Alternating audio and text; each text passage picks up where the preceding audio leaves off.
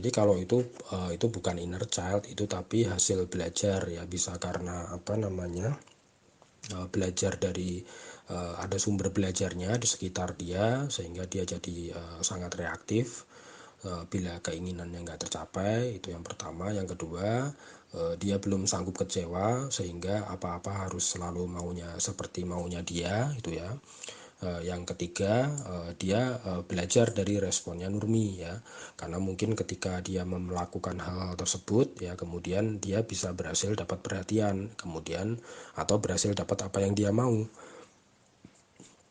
ya, sehingga dia akan ulang-ulang karena tujuan dia tercapai ya, bagi dia itu efektif cara mukul, cara teriak untuk dapetin perhatian, sehingga dia ulang-ulang.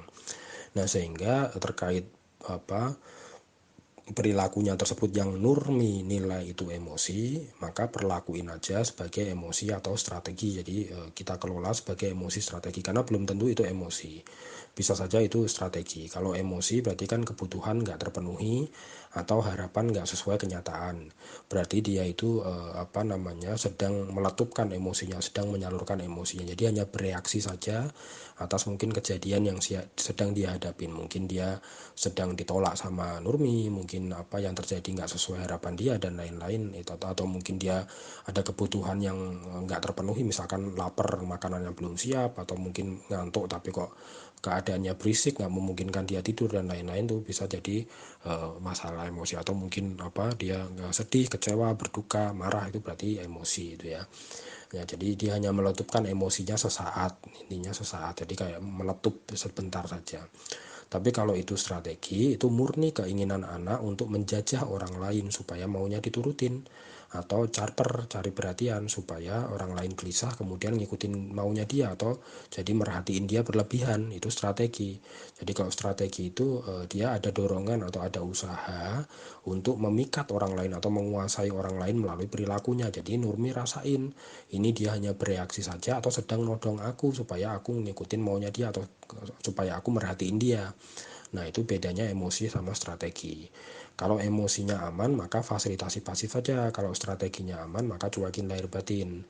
Tapi kalau emosinya nggak aman, maka pelaku diamankan. Cara ngamankannya, pelakunya dibedong, bisa dengan didekap erat ya. Misalkan tubuhnya didekap erat dari belakang supaya dia nggak bisa mukul tangannya, kakinya, supaya nggak nendang-nendang, didekap erat, atau taruh pojokan, atau pindahin ke ruangan yang mana intinya dia nggak bisa melakukan hal-hal yang nggak aman tersebut itu ya.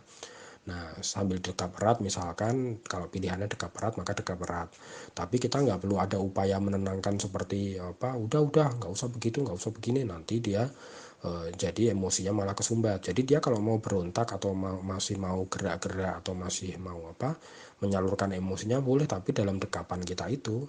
Nah, nanti kalau apa, perilakunya udah reda dan hatinya sudah lega, artinya emosinya udah tuntas tersalurkan, baru kita ajak omong. Tadi kamu bunda dekap erat bukan karena marahmu, tapi caramu marah yang bunda nggak setuju. Lain kali kalau kamu marah, kamu bisa lakukan A, B, C, D, E, F, G gitu. Nah, terserah B, C, D, F, G-nya apa yang menurut Nuri aman, kriteria aman apa yang apa Nuri setuju supaya anak kalau marah pakai cara yang aman.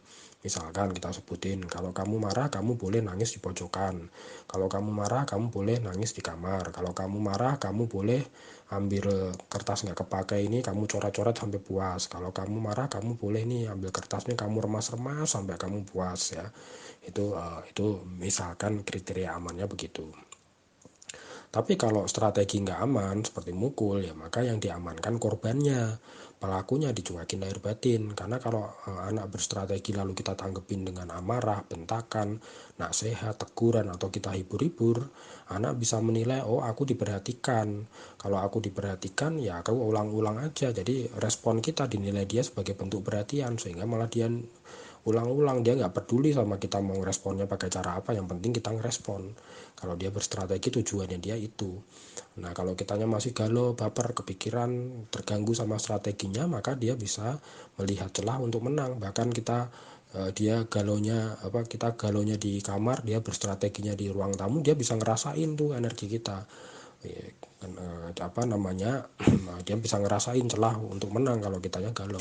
Dan kalau itu strategi, maka ya setelahnya nggak usah dibahas lagi, nggak usah dibahas tadi kamu kok gitu, jangan gitu dong, dan lain-lain. Karena kalau itu strategi, anggap itu nggak terjadi. Kalau kita masih nganggap itu terjadi, berarti kita masih nganggap itu perhatian ke dia gitu. Jadi apa namanya, apalagi dibahas ke orang lain ya, misalkan ayahnya pulang, tadi lo adik mukul, tadi lo adik nangis, padahal nangisnya atau mukulnya strategi.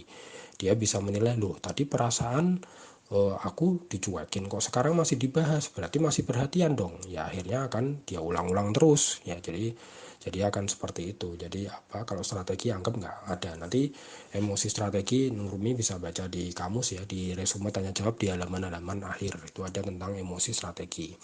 Lalu supaya dia sanggup kecewa ya dilatih dengan cara belajar memilih dan belajar bersepakat, supaya dia tahu bahwa nggak semua yang dia mau itu bisa terjadi sesuai dengan maunya dia, sesuai harapannya dia. Terkait belajar memilih dan bersepakat, nanti Nurmi bisa intip di resume tanya jawab di jawaban nomor 16 ya. Jawaban nomor 16 itu ada tentang memilih dan bersepakat itu ya.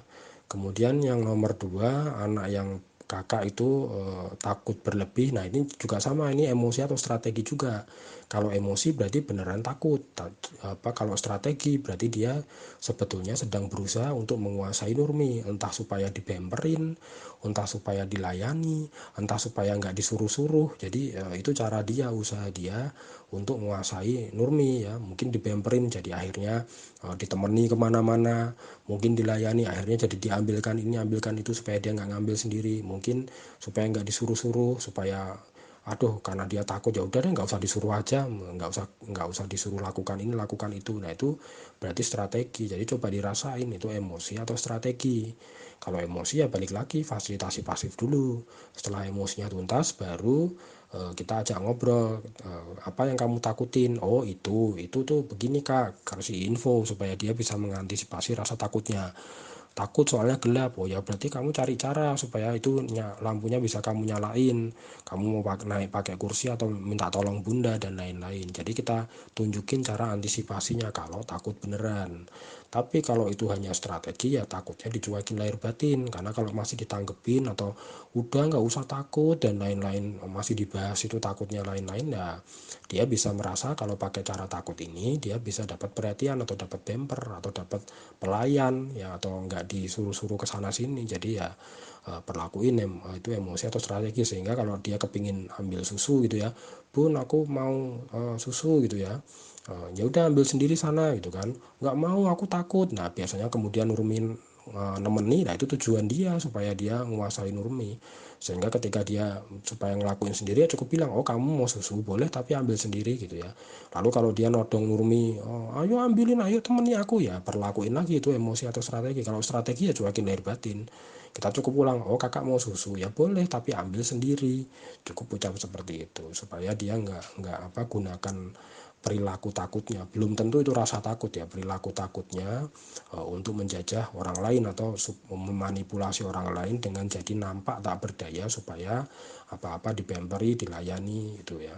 Jadi perlakuin balik lagi emosi atau strategi. Itu Nurmi ya, thank you.